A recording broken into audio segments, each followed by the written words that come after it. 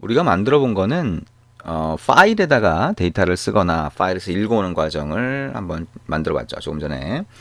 자, 근데 처음에 얘기했던 것처럼 자, 파일이 아니라 자, 내 PC가 아니라 다른 PC, 그걸 서버라고 한다 그랬죠. 그죠? 내가 인터넷으로 연결해서 데이터를 보내거나 받아서 자, 보여주거나 뭐 이렇게 하는 과정에서 상대방을 서버라고 불러요. 그래서 포탈 사이트를 웹 브라우저로 접속할 때 그 포탈 사이트 접속하는 그거를 서버라고 부르는 거죠.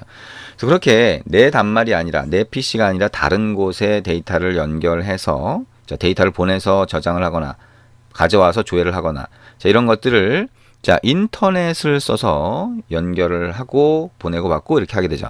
그래서 그거의 가장 기본적인 방법이 소켓이라고 하는 거예요. 소켓은 연결을 처음에 만들고 데이터를 바이트 배열 단위로 해서 보내거나 받을 수가 있습니다.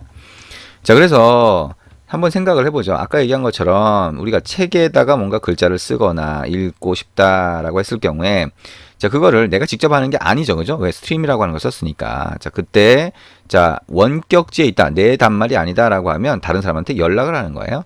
책 찾아주세요. 그게 뭐예요? 파일이죠. 찾았어요. 써주세요. 썼어요. 이렇게 되는 거죠. 그래서 내 단말이 있으면 PC나 또는 스마트폰이 있으면 거기서 소켓이라고 하는 거를 만들어서 자, 이쪽에다가 보내주게 되는데 이쪽은 마찬가지로 서버 소켓 또는 소켓 이런 것들이 1대1로 만들어져서 그쪽에다가 대신 뭔가를 해주게 됩니다. 중간은 마찬가지로 스트림이라고 하는 걸 쓰겠죠. 그래서 연결하는 대상이 되는 걸 서버라고 하고요. 자, 연결하는 주체를 클라이언트라고 합니다. 그렇게 연결을 하고 데이터를 주고받게 되는 거죠. 자, 그럼 우리가 이클립스에서 표준 자바를 이용해서 자, 우리가 원격지에다가 보내고 받는 거를 해볼 텐데 일단 테스트용으로 우리가 같은 PC에서 서버라고 하는 걸 만들 거고요. 그 다음에 같은 PC에서 클라이언트라고 하는 걸 만들어서 연결을 해볼 겁니다. 자, 그러면 이클립스를 한번 실행을 해봐야 되겠네요. 자, 안드로이드 스튜디오는 자, 우리가 이걸 닫을 때는 클로즈 파일에 클로즈 프로젝트를 하면 퀵 스타트 화면으로 나가겠죠. X 표시를 누르면 이렇게 종료가 됩니다. 자, 이클립스를 실행을 한번 해보고요. 자, 이클립스를 실행을 한 다음에 이클립스에서 자, 마이 소켓이라고 하는 프로젝트를 만들고 그 안에다가 서버라고 하는 거 만들고 클라이언트라고 하는 걸 만들어서 서로 연결하도록 만들어 볼 겁니다. 자, 파일에 new라고 하고 자바 프로젝트 누른 다음에 프로젝트 이름을 mysocket이라고 입력합니다. 자, 그리고 finish 바로 눌러보자.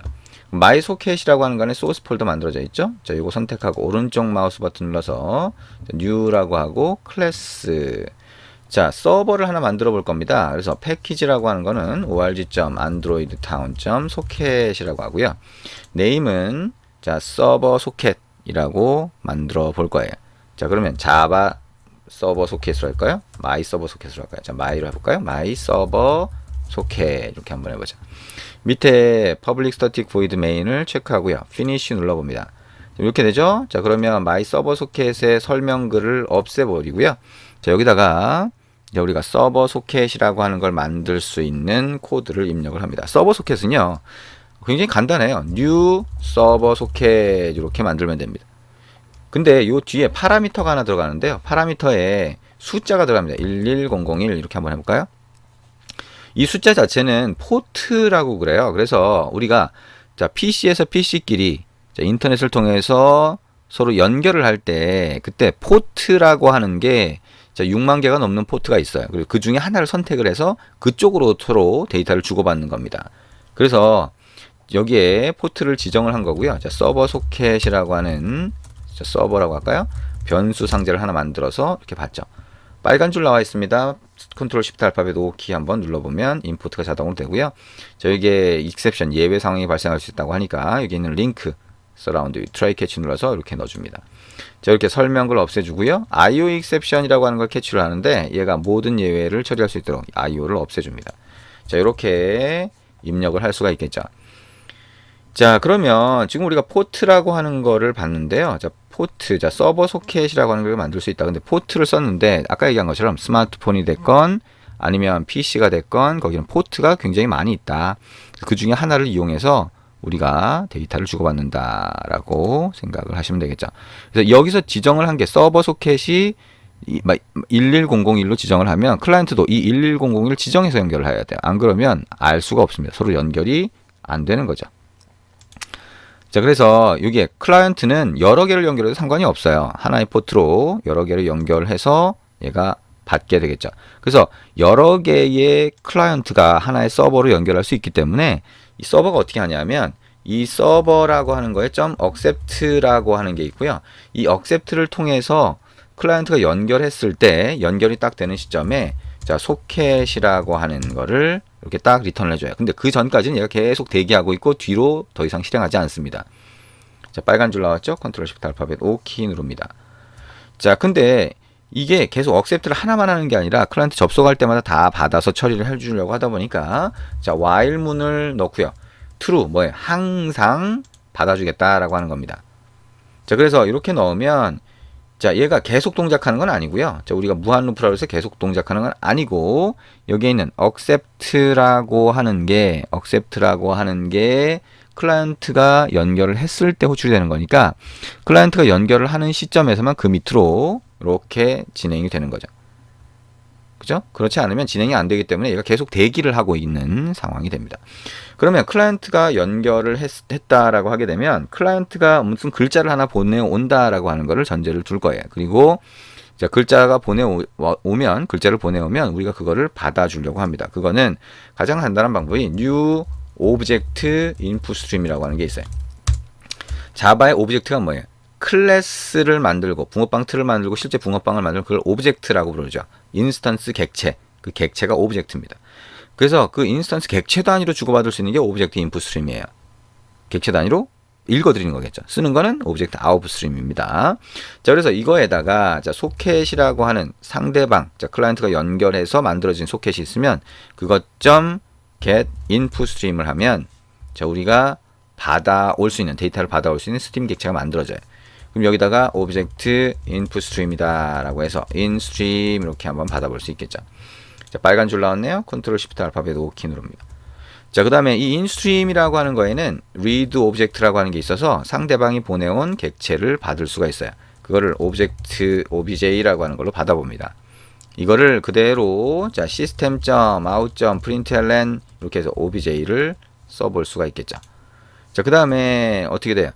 자, 이거를 그대로 다시 클라이언트로 보내고 싶어요. 그럼 어떻게 하냐? 자, new object output stream이라고 하는 걸 만들고요.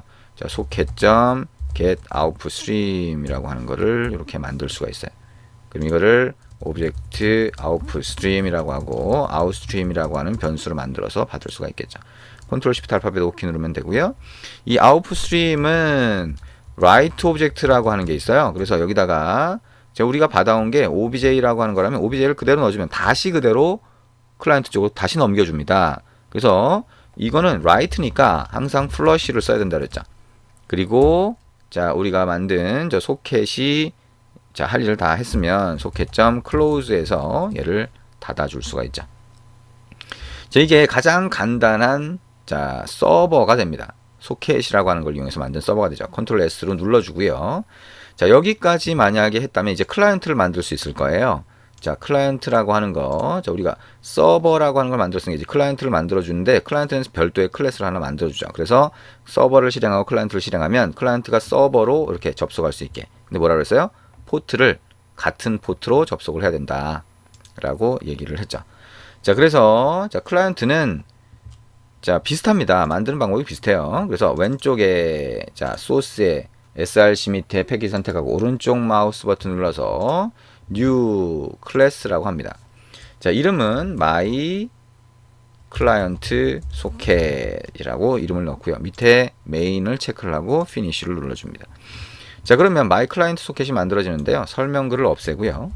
자, 클라이언트는요, 접속을 할 때, 자, 여기다가 어떻게 넣어주냐면, 자, 소켓으로 만들어줍니다. new 서버 소켓이 아니라 이거는 그냥 소켓, new 소켓으로 만들어줄 수 있는데, 자, 서버의 IP가 되겠죠. 여기는 로컬 호스트라고 하면 나 자신을 얘기하는 거예요. 나 자신 PC로 연결을 한다. 상대방이면 우리가 www.naver.com처럼 그런 상대방의 주소를 넣어줘야 됩니다. 자, 그리고 뒤에는 포트를 넣어줍니다. 이렇게 11001을 넣어주면 자, 소켓 객체가 만들어지니까 소켓 소켓이라고 하는 걸로 변수 상자를 만들고 할당을 합니다. 컨트롤 시프트 알파벳 오키를 누르면 자동으로 임포트가 되죠. 자, 그리고 이렇게 하면 surround try catch라고 해서 이렇게 넣어주면 됩니다. 캐치가 여러 개 만들어지는 경우가 있죠, 그죠? 그래서 요거는 캐치를 하나 없애주고요. 자, IO exception에 IO를 빼주면 모든 예외를 얘가 처리하기 때문에 이런 모양이 됩니다. 자, 그러면 예외가 처리가 되면 전부 다 캐치, 하나의 캐치로 들어오게 되는 거죠. 자, 클라이언트에서는 먼저 서버 쪽으로 데이터를 보내줄 거예요. 그 데이터는 객체가 되는 거고요. 문자열도 객체라고 했죠. 그래서 그냥 보낼 수가 있습니다. 자, 그러면 new object output stream을 먼저 만듭니다. 그래서 socket.get output stream 하면 데이터를 보낼 수 있는, 쓸 수 있는 통로가 만들어지는 거죠. 자, object output stream이라고 하고 outstream 이렇게 해봅니다. 자, 빨간 줄 나왔죠? 컨트롤 시프트 알파벳 오키 누르고요. 자, 그리고 오브젝트 아웃스트림을 만들었으니까 outstream.write 오브젝트가 가능하다. 여기에 hello 이렇게 한번 해보자. 자, 이렇게 hello라는 글자를 쓴다라고 하는 건 그쪽으로 보낸다는 거죠. outstream. 그 다음에 flush를 해주면 그대로 써주게 됩니다. 자, 그 다음에 보냈으니까 이제 그 다음에 받아야 되겠죠. 그래서 받는 거는 어떻게 해요? new object input stream이라고 하는 걸 받는다. 자, 소켓에 보면 get input stream이라고 하는 게 있어서 우리가 데이터를 읽어올 수 있는 통로를 만들 수 있게 해준다라고 하는 겁니다. 오브젝트 인풋 스트림을 inStream이라고 하는 변수로 받아서 만들고요. 빨간 줄 나왔으니까 컨트롤 시프트 알파벳 오키 누릅니다. 자, inStream에는 우리가 아까 해본 것처럼 read object라고 하는 게 있어서 읽어올 수가 있겠죠. 그러면 오브젝트에 obj라고 해서 읽어옵니다. 이거를 그대로 한번 system.out.println이라고 해서 자, 읽어온 데이터라고 해서 이게 뭐예요? 받아온 데이터죠. 실제로 서버에서 받아온 데이터를 그대로 찍어봅니다. 마지막에 어떻게 돼요? 자, socket.close라고 하는 걸 할 수도 있고요. 뭐 사실 서버에서 끊게 되면 얘도 자동으로 끊어지겠죠. 자, 그러면 여기까지 만들고 나서 my server socket 오른쪽 마우스 버튼 눌러서 run as java application 실행을 해보고요. 자, my client socket run as java application 해봅니다. 뭐 어떻게 돼요? 클라이언트가 읽어온 데이터를 뿌리는 걸 볼 수가 있습니다. 여기 밑에 있는 콘솔은요, 실제로는 2개, 3개가 실행이 되면 겹쳐 있습니다. 그래서 여기 오른쪽에 얘를 보면 아래쪽 화살표 눌러보면 겹쳐 있는 것들이 보이죠. 그래서 my server socket을 눌러보면 이렇게 hello 클라이언트에서 받은 게 보입니다. 그리고 빨간 표시가 있죠. 아직 얘가 실행 중인 거예요. 그래서 이거를 종료를 시켜야 그 다음에 다시 서버 소켓이라고 하는 걸 실행했을 때 에러가 나지 않아요. 근데 저거를 종료를 안 시키고 다시 실행을 하면 에러가 납니다. 왜냐면 포트라고 하는 거는 누군가 이렇게 에러가 나죠. 누가 쓰고 있으면 더 이상 쓸 수가 없어요. 왜냐면 그거는 하나의 프로그램이 쓰고 있다라고 하면 다른 프로그램은 다른 포트를 써야 되거든요. 자, 그렇게 되어 있기 때문에 이렇게 에러가 납니다. 그래서 항상 콘솔로 다른 게 뭐 없나 보시고 있으면 빨간 버튼 눌러서 X를 해주시면 됩니다. 그리고 이걸 누르면 콘솔 창 자체가 아예 없어져요. 이렇게 만들어 주시면 됩니다. 자, 이렇게 해서 자, 우리가 서버라고 하는 걸 만들고 자, 그 다음에 클라이언트를 만들어서 그 서버 쪽으로 데이터를 보내고 받는 그런 과정을 같이 한번 해봤습니다. 자, 이해가 되시나요? 자, 우리가 다른 PC에 연결을 해서 데이터를 주고받을 수 있다라고 하는 거.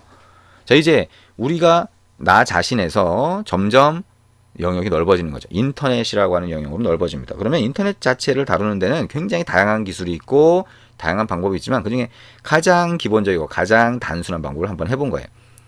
자, 이 인터넷을 어떻게 한다라고 하는 건 나중에 이제 여러분들이 아주 기초적인 걸 다 하신 다음에 차근차근 더 알아보셔야 되겠죠. 근데 그걸 위해서 가장 기초적인 걸 한 거고요. 여기서 100% 다 이해가 안 된다고 하더라도 어쨌든 이런 방법으로 한다라고 하는 것 정도는 자, 알아두시는 게 필요할 것 같고요. 자, 코드를 다 이해하면 좋겠지만 이해가 안 되더라도 자, 이렇게 입력해서 한다라고 하는 걸 자꾸 입력해서 여러분들이 익숙하게 만들어 주시면 될 것 같습니다.